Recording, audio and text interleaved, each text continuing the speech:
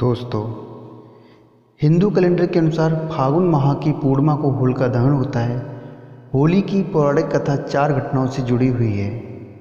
पहली होलिका और भक्त प्रहलाद, दूसरी कामदेव और शिव, तीसरी राजा पृथु और राक्षसी ढूंढी और चौथी कृष्ण और पूतना। लेकिन इन सभी कथाओं में श्रेष्ठ होलिका और भक्त प्रहलाद की कथा मानी जाती है, क्योंकि इसी की घटना की याद में होलिका दहन करके दूसरे दिन भक्त प्रहलाद के बचने की खुशी में धुलंडी का त्यौहार मनाया जाता है। आइए जानते हैं कि होली की पौराणिक कथा और प्रामाणिक कथा के बारे में। ऋषि कश्यप और दिति के 2 बलशाली पुत्र हिरण्याक्ष और हिरण्यकश्यप थे और एक पुत्री होलिका थी। हिरण्याक्ष ने एक बार धरती को जल में डुबो दिया था। तब भगवान विष्णु ने वराह अवतार लेकर हिरण्याक्ष का वध किया था। एक बार की बात है, त्रिलोक पर विजय प्राप्त करने के लिए हिरण्यकश्यप ब्रह्मा की तपस्या में लीन था। असुरराज हिरण्यकश्यप की तपस्या से प्रसन्न होकर ब्रह्मा जी ने उसे वर मांगने को कहा, तो उसने ब्रह्मा जी से कहा कि मुझे अमरता का वरदान चाहिए।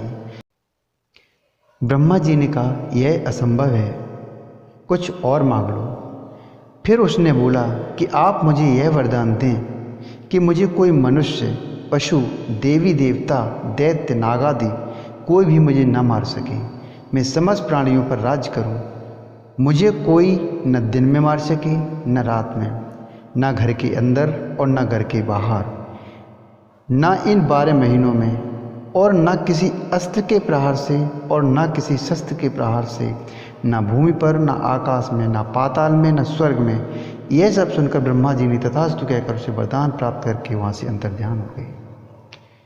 हिरण्यकश्यप जो तपस्या में लीन था, तब उसी दौरान देवों ने असुरों पर आक्रमण करके उन्हें परास्त कर दिया था और देवराज इंद्र हिरण्यकश्यप की पत्नी कयाधु, जो कि गर्भवती थी, को बंदी बनाकर ले जा रहे थे।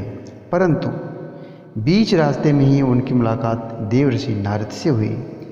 नारद जी ने इंद्र को उपदेश दिया कि आप ये पाप कर रहे हैं। यह उपदेश सुनकर इंद्र ने हिरण्यकश्यप की पत्नी कयाधु को महर्षि के आश्रम में छोड़कर स्वयं देवलोक चले गए। गर्भवती कयाधु को नारद ने विष्णु भक्ति और भागवत तत्व से अवगत कराया। यह ज्ञान गर्भ में पल रहे पुत्र प्रहलाद ने भी प्राप्त किया। इधर हिरण्यकश्यप जब लौटा तो इस वरदान से उसके अंदर अजर अमर होने का भाव उत्पन्न हो गया। इसके चलते उसने धरती पर अत्याचार करना शुरू कर दिया और उसने देवों को अपना दास बनाया और ऋषि मुनियों को भी तंग करने लगा, यज्ञों को नष्ट भ्रष्ट करने लगा। उसने आदेश दिया कि उसके राज्य में किसी भी देवता की पूजा नहीं होगी। उसने कहा कि मेरे नाम के सिवा अतिरिक्त अन्य किसी भी मंत्र का उच्चारण नहीं किया जाएगा। पूरे राज्य में स्वयं उसी की पूजा की जाए, अन्य किसी की नहीं। जो ऐसा नहीं करेगा उन्हें मार दिया जाएगा। और इधर उचित समय पर प्रहलाद का जन्म हुआ तो राज्य में खुशियां मनाई गईं। हिरण्यकश्यप के 4 पुत्र थे, अनुहल्लाद, हल्लाद, भक्त प्रहलाद और श्रहल्लाद। प्रहलाद का उपनयन संस्कार करके उसे गुरुकुल भेजा गया। कुछ समय बाद हिरण्यकश्यप को यह जानने की उत्सुकता हुई कि गुरुकुल में मेरे पुत्र क्या सीख रहे हैं। उसने प्रहलाद को बुलाकर पूछा, तुमने गुरुकुल में क्या सीखा? प्रहलाद ने कहा, पिताश्री, मैंने वहाँ भगवान विष्णु की भक्ति सीखी।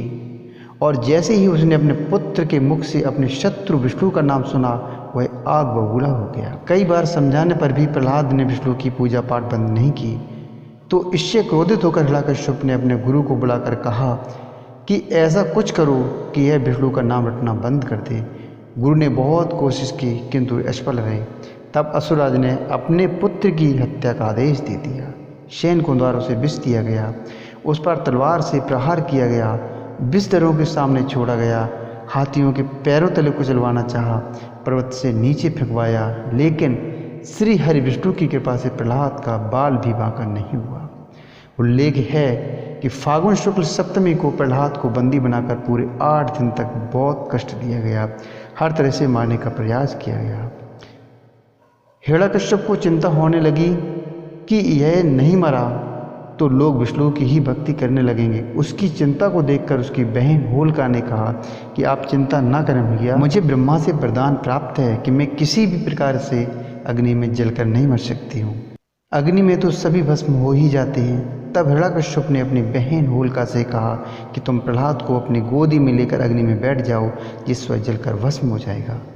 होलिका का यह वरदान प्राप्त था कि उसे अग्नि तब तक नहीं जला सकती जब तक वह किसी सद्वृत्ति वाले मानव का अहित करने की न सोचे।